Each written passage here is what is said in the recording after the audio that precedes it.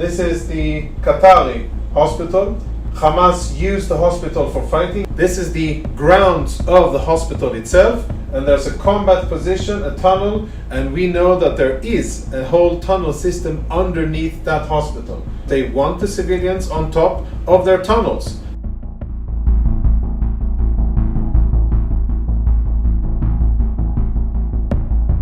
Lieutenant Colonel Jonathan in the reserves here.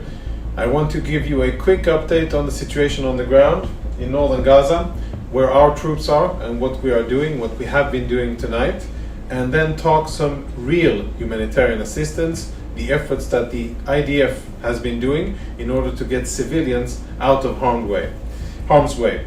So our usual map, most of the combat operations are in northern Gaza. There's still other strikes going on in other areas as well, but we are focusing on northern Gaza because that is where Hamas has most of its strongholds. So our forces are around the city of Gaza, and as we've been saying for the last 2 weeks and 2 days, we've been trying to get Palestinian civilians out from this area and down into the south. Now, what we've seen are roadblocks. Hamas has made specific efforts to stop Palestinians from moving south. This specifically is on the coastal road. You can see the traffic here. That's all logged up because of these two cars here. That's a roadblock that Hamas put in place because they don't want people to evacuate from the north. Why don't they want people to evacuate from the north? Because they want them to stay in the densely populated area where there's the main and most difficult fighting, because they want the civilians on top of their tunnels. This is the Qatari hospital. This is how it looks after the fighting. There was fighting here. Hamas used the hospital for fighting. These are our troops that are now, they're combat engineers and special forces, and they're searching the ground looking for a tunnel shaft, which is here, circled in red. You can see a D9 bulldozer that is excavating and clearing it. That's the tunnel opening, concealed with some kind of cover. And soon you'll be able to see the entrance itself. Here you see the opening. This is the grounds of the hospital itself, and there's a combat position, a tunnel, and we know that there is a whole tunnel system underneath that hospital. And you can see it in daylight as well. Now, unfortunately, that's the shaft, the entrance. And that was used by Hamas to fight against Israel, again, the beginning of the clip. Why is this important? Because hospitals and other humanitarian facilities are supposed to enjoy special protection. But what Hamas is doing is that they're violating that special protection and using it for combat purposes, forcing us to operate there.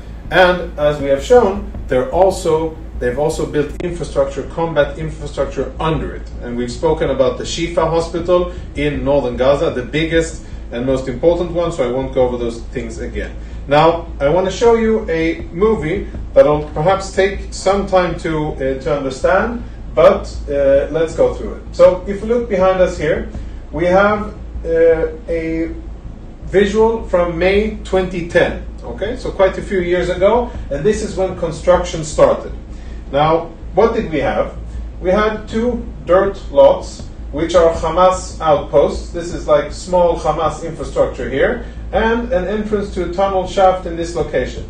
Here was a concrete factory, which we'll speak about soon. And this is how it started in 2010.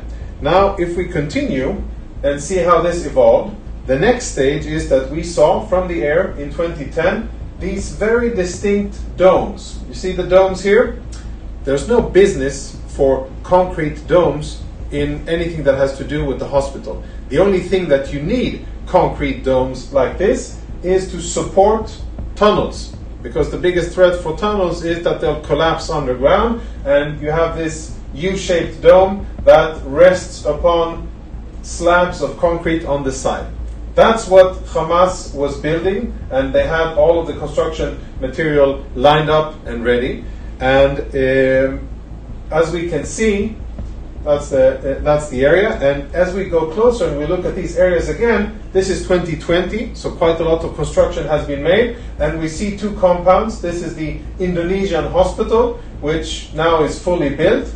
The tunnel shaft is here. We'll come back to that soon. Then they dismantled the concrete factory because it was no longer needed. And now we have two compounds that are part of the Indonesian hospital.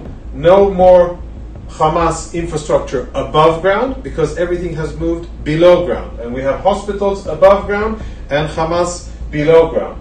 Now, remember this tunnel shaft here.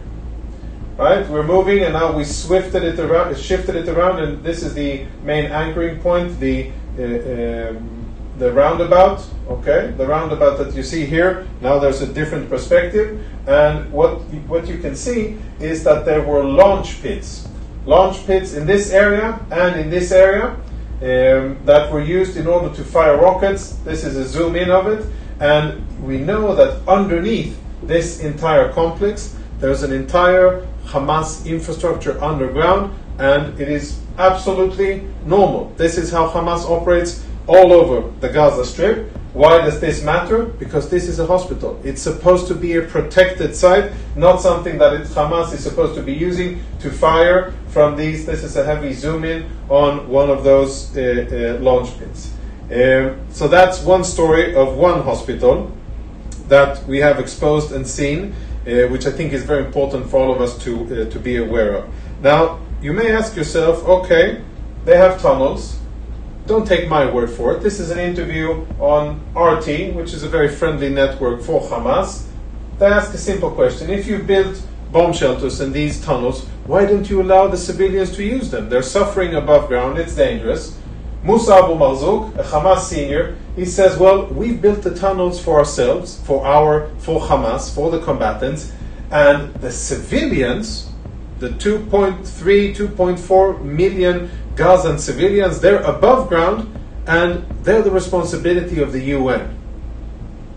Instead of providing protection for civilians, what Hamas does is builds tunnels underground, uses them for their militants, the terrorists, builds them under hospitals in direct violation of the laws of armed conflict and every piece of common sense that you can think, because they're endangering the hospitals while they do that.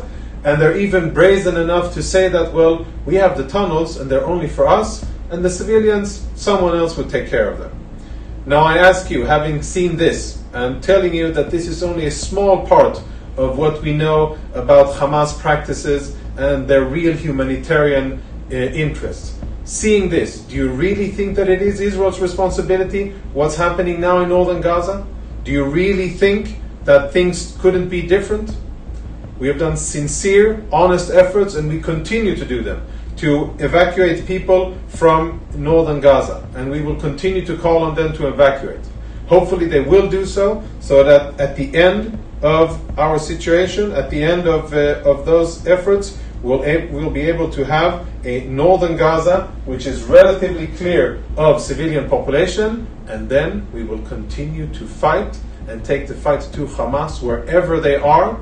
Underground, above ground, will be less limited and restricted because of the presence of civilians, and we will be able to dismantle Hamas stronghold after stronghold, battalion after battalion, until we achieve the ultimate goal, which is to rid the Gaza Strip, the entire Gaza Strip, of Hamas, and to make sure that October 7, the horrible massacre that Hamas did in Israel, never happens again. I want to bring us all back to that point. This started almost a month ago because Hamas invaded into Israel, butchered more than 1,000 Israeli civilians, took more than 240 Israelis hostages, babies, 30 toddlers and children, women, elderly, men. They're now being held in Gaza. That is why we're fighting, and that is what we are going to set straight.